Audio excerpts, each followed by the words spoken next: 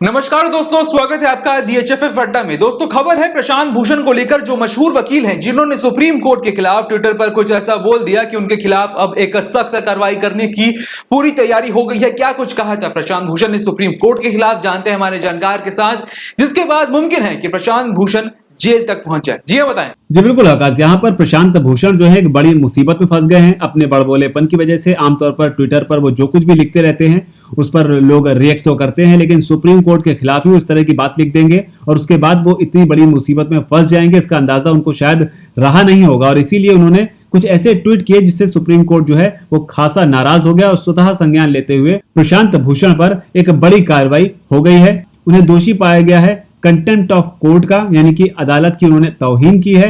और इसी के मद्देनजर अब 20 अगस्त को उनके खिलाफ जो है उनकी सजा पर बहस होगी कि इसके बाद अब उनके ऊपर कौन सी सजा दी जाए। उन्होंने ट्वीट क्या किया था आकाश, वो सीमित शब्दों में हम आपको बता देते हैं क्योंकि मामला यहाँ पर सुप्रीम कोर्ट का है और जिन ट्वीट को लेकर सवाल उठे उन ट्वीट के बारे में ज्यादा गहराई में बात करना जो है वो नाजायज होगा, क्योंकि वो भी कहीं ना कहीं कोर्ट के खिलाफ ही कही गई बात होगी। लेकिन हल्का फुल्का आपको अंदाजा देते हैं कि क्या कुछ ट्वीट किया था प्रशांत भूषण ने कोर्ट के खिलाफ। इन्होंने सवाल उठाते हुए कुछ पूर्व जो जज थे, CJI थे, यानी कि चीफ जस्टिस ऑफ इंडिया थे, 4 पूर्व CJI थे, उनकी भूमिका पर सीधे तौर पर सवाल उठाया था। तो ये पहला ट्वीट था जो इनको नहीं करना चाहिए था। और दूसरा ट्वीट इन्होंने किया था इन्होंने चीफ जस्टिस ऑफ इंडिया जो है SA बोबड़े, वो हार्ले डेविडसन की एक बाइक पर बैठे हुए थे, काफी महंगी बाइक है, और उस फोटो को लेकर इन्होंने तंज कसा था। तो ये 2 बातें इन्होंने मोटे मोटे तौर पर कही थी जो इनको नहीं कहनी चाहिए थी, क्योंकि सुप्रीम कोर्ट इस देश में जो संस्था है उसके खिलाफ बोलना जो है वो कहीं से भी जायज नहीं कहा जा सकता। इसके अलावा आकाश, चूंकि प्रशांत भूषण ने अपनी इन बातों को कहने के लिए ट्विटर का इस्तेमाल किया था, यानी ट्विटर के प्लेटफॉर्म पर अपनी बात कही थी, तो इस सिलसिले में ट्विटर को भी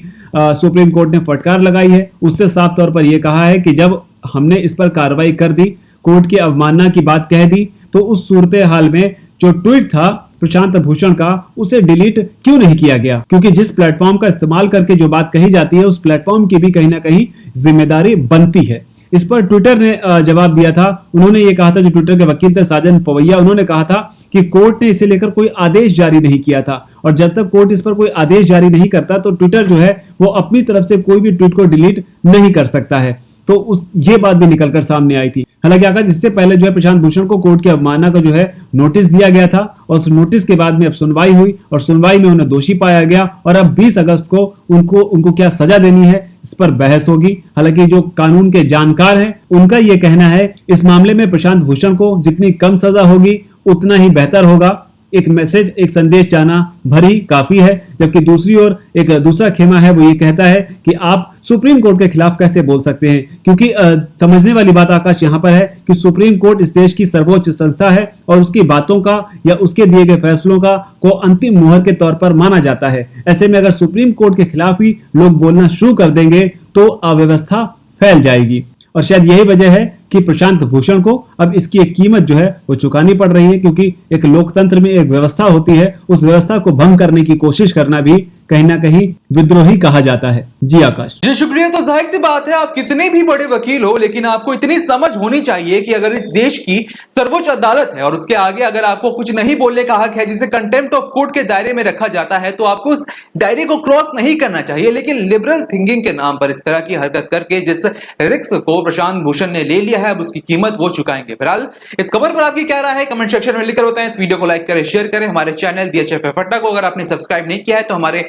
चैनल को सब्सक्राइब कर लें। इस वीडियो को यहां तक देखने के लिए आपका धन्यवाद। नमस्कार।